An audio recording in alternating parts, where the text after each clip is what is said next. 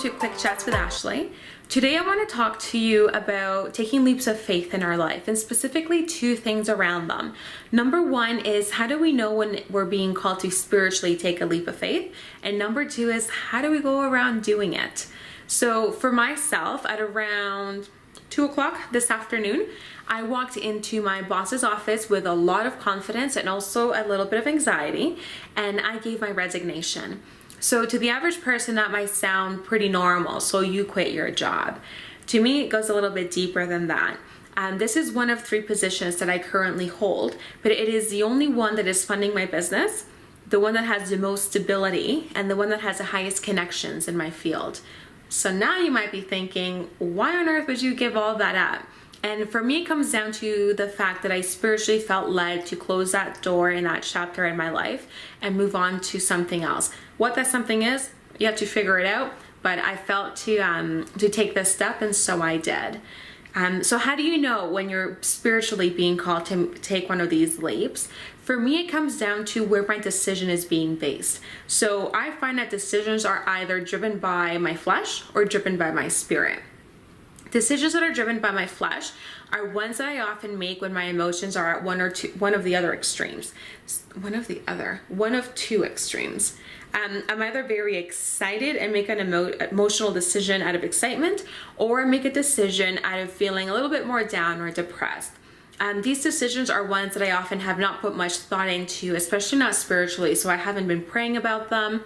I haven't been seeking God's guidance in that decision. It's just kind of spur of the moment. I feel like doing this, I'm going to do it. That's my flesh. Spiritually, when I feel called to make a spiritual decision, I oftentimes have spent some time either in prayer or journaling, but just trying to seek where God is trying to lead the steps that are going to follow. But it's also when that, despite having excitement and despite having a bit of anxiety or hesitation or not being excited about the decision itself, I still have peace in my spirit. I'm not questioning whether or not it is a good decision based on purely the outcome. I am questioning the decision based on what my spirit is sensing. And oftentimes, no matter what I feel or what the outcome might be, my spirit is usually at peace with making that call.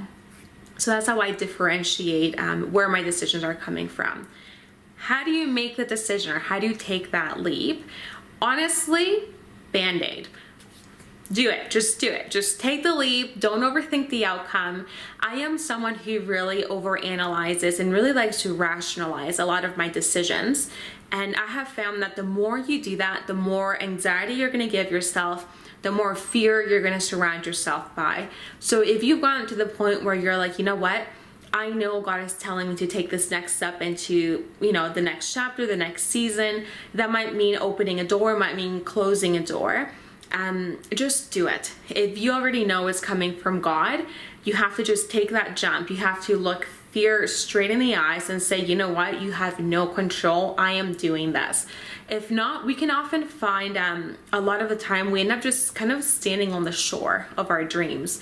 We end up facing fear, questioning all the, what will people think of me? What will happen to A, B, and C? What will the outcome be? What if I fail?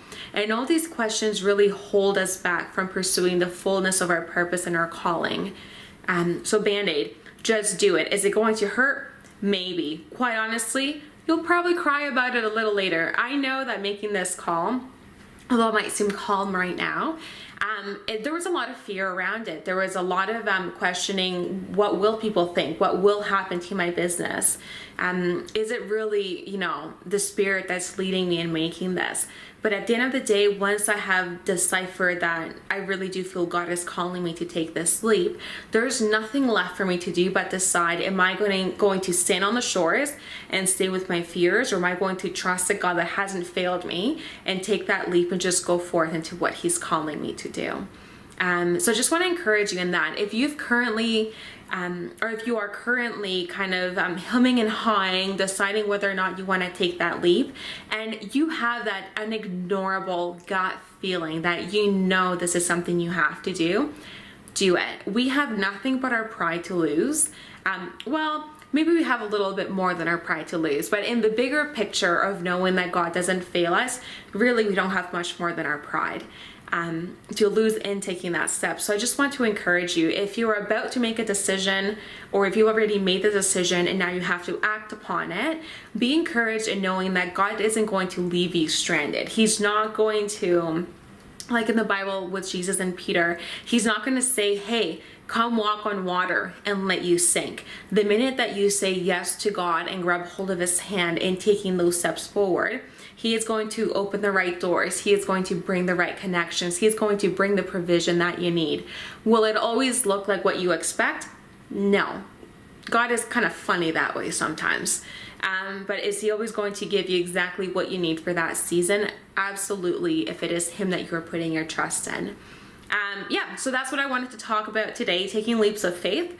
If you're about to take one or just took one like myself, leave it on a comment below. I would love to have you in thoughts and in prayer during my quiet times, and just encourage you in the next season that you are walking into in your life. So come back. Hopefully you'll come back and have more quick chats with me. Thanks for watching.